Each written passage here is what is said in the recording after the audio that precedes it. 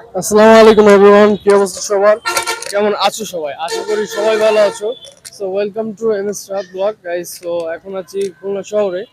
আর আজকে অলমোস্ট ঈদের কয়দিন চলে, বৃহস্পতিবার ঈদ হয়েছে, তাহলে আজকে হচ্ছে সোমবার, বৃহস্পতি, শুক্র, শনি, অলমোস্ট 5 দিন চলে ঈদের। সো ফাইনালি আজকে হচ্ছে ডিউটির প্রথম দিন আমার। আমার ছুটি ছিল 3 দিন পর্যন্ত, বাট লাস্টের দিনে অসুস্থ হয়ে পড়ি, একটু পেট খারাপ করছিল। তো যার কারণে কালকের দিনটা একটু রেস্টে কাটাইতে হয়েছে গাইস। তো আজকে ডিউটিতে চলে আসলাম, অলমোস্ট 4 দিন ছুটি কাটানো হয়ে গেছে। তো তোমরা জানো আমি যেহেতু ডেইলি লাইফ ব্লগার গাইস, তো এইভাবে র্যান্ডমলি ভিডিও বানাইতে হয়। আর এখন হচ্ছে নামাজের জন্য যাচ্ছি, অলমোস্ট 5 মিনিট বাকি আছে, তাই ভাবলাম যে 5-7 মিনিটের মতো, তো ভাবলাম ছোটোখাটো একটা অ্যাক্টিভিটিস ব্লগ বানাই নাই।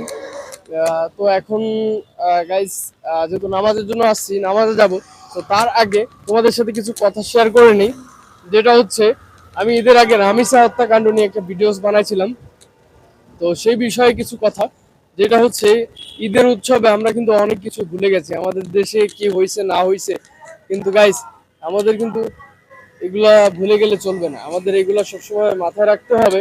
কারণ এগুলা হচ্ছে আমাদের জীবনের সাথে সম্পূর্ণভাবে অ্যাডিক্টেড, মানে আমাদের জীবনের সাথে জড়ানো।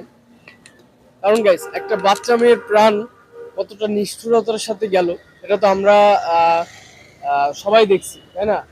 একটা বাচ্চা মেয়েকে কিভাবে ধর্ষণ করা হলো, এবং সেটা নাকি তার স্বামী ধর্ষণ করছে এবং তার ওয়াইফ তাকে সাহায্য করছে। সো এই বিষয়ে আমি বলি, সেটা হচ্ছে দুইজনেরই ফাঁসি হওয়া দরকার, দুইজনেরই সেম শাস্তি কার্যকর হওয়া দরকার।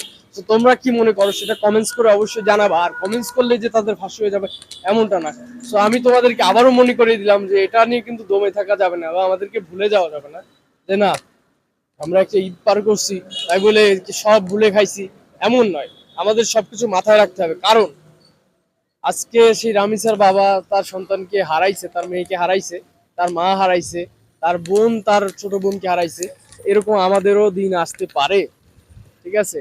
সামনে আমার তোমারও আসবে না এমন কোনো গ্যারেন্টি নাই। এই জন্য আমাদের সকলকে আহ, এই যে রিসেন্ট যে হত্যাকাণ্ডটা হলো অমানবিক একটা, সেটার বিচারটা কার্যকর করা পর্যন্ত আমাদের সকলকে অ্যাক্টিভ থাকতে হবে। এবং একটা করে হলেও ভিডিওর মাধ্যমে হোক বা যে কোনোভাবে হোক প্রতিবাদ গড়ে তুলতে হবে, যাতে এটা নিয়ে কোনো ঢিলামি না চলে। তো এইটুকুই বলার ছিল। তো তোমরা কি মনে করো? এবং চাইলে তোমরা তোমাদের, আমার মনে হয় এখন কারোর ফেসবুক আইডি নাই এমন মানুষ খুঁজে পাওয়া যাবে না। তোমরা যদি একটা করেও যদি ভিডিও শেয়ার করো তোমাদের প্রোফাইলে, তো এটা কিন্তু নেট দুনিয়ায় পুরো নিমেষে আসলে ভাইরাল হওয়া লাগবে না। যদি 100 জন মানুষ বা 500 জন মানুষও দেখে, তাও কিন্তু পুরো বিশ্বের মানুষ দেখবে। কারণ আমাদের ভিডিও শুধু বাংলাদেশ পর্যন্ত সীমাবদ্ধ নয়, এটা কিন্তু বিদেশের মানুষও দেখে, সেটা তোমরা সবাই ভালো করে জানো। এই জন্য বলবো যে প্রতিবাদের ঝড় কিন্তু দমিয়ে রাখা যাবে না, এটা কিন্তু চালিয়ে যেতে হবে। তো এটাই বলবো। আর এখন অলমোস্ট নামাজের সময় হয়ে গেছে গাইস, তো আমি এখন নামাজে যাব। আর কালকে কিছু ভিডিওস মেক করছিলাম, ওইগুলো দেখিয়ে আপলোড দেওয়া যায় কিনা আজকে।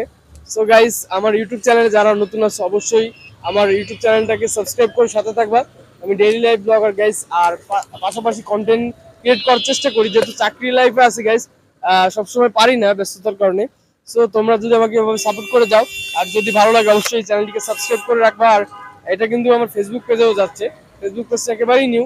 তো তোমরা আমাকে বেশি বেশি করে ফলো করে দাও গাইজ, আমি যাতে তোমাদের মাঝে অ্যাক্টিভ থাকতে পারি, ব্লগ সহ বিভিন্ন সচেতনতামূলক ভিডিওস যাতে বানাইতে পারি।